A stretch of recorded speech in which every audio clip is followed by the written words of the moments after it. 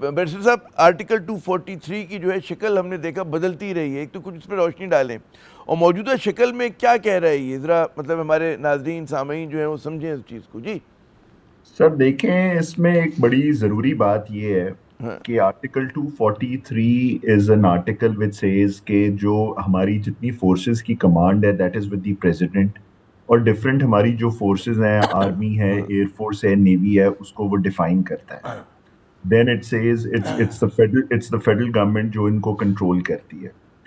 اب اگر اس کے اندر کوئی بہتری لائی جا رہی ہے یا ریفارم لایا جا رہا ہے آف اے ٹیکنیکل نیچر، میرے حساب سے تو اس کے اوپر ڈبیٹ ہی نہیں ہونی چاہیے. اچھا. Because this is an issue which relates to the security of Pakistan. اگر آپ ہمارا آئین بھی پڑھیں نا تو آرٹیکل 239 ایک آرٹیکل ہے جس کا جی سب کلوز 5 ہے، جو تو وہ تو یہ کہتا ہے کہ جنرلی بھی کوئی بھی آئینی ترمیم جو 2/3 سے ہوتی ہے اس کو آپ کسی عدالت میں چیلنج ہی نہیں کر سکتے. It cannot be called into question in any code of law.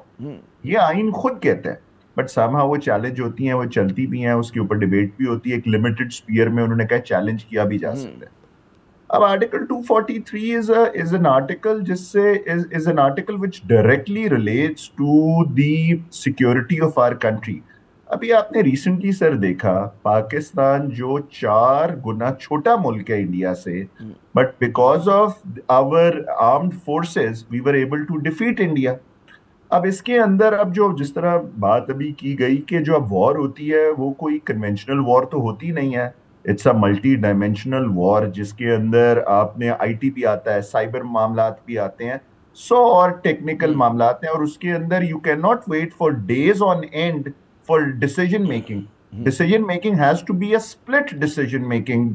اور اگر اس کے اوپر ہماری cabinet, the federal government and 2/3 جو ہمارے پارلیمنٹیرینز ہیں وہ سمجھتے ہیں کہ اس کو امپروو کرنا ہے، امپرووائز کرنا ہے، تاکہ ہماری at times of war the decision making has to be robust, اور اس کو امپروو کرنا ہے، تو اس کے اندر تو آئی ڈونٹ تھنک سو کوئی دیر شوڈ قباحت بی. نہیں ہونی چاہیے، کوئی قباحت آپ بالکل درست کریں کہ اور جی انلیس جب تک وہ مسودہ آپ کے سامنے نہیں آتا، آپ کو لگتا ہے کہ کوئی بالکل ہی کوئی خطرناک چیز نہیں آ گئی، تو انلیس دیٹ اگر ہم آرمڈ فورسز کو مزید اسٹرینتھن کر رہے ہیں، ان کی ڈیسیجن میکنگ کو فیڈرل گورنمنٹ بہتر کرنا چاہ رہی ہے، تو اس کے اندر تو I think it's a no brainer. نہیں. آپ نے نو. بڑا ایک اہم بات کی کہ ابھی تو خد و خال واضح نہیں ہے، صرف یہ پتہ ہے کہ جی 243 میں ترمیم ہوگی، کیا ہوگی، کیسے ہوگی، وہ سب پردہ راز میں ہے.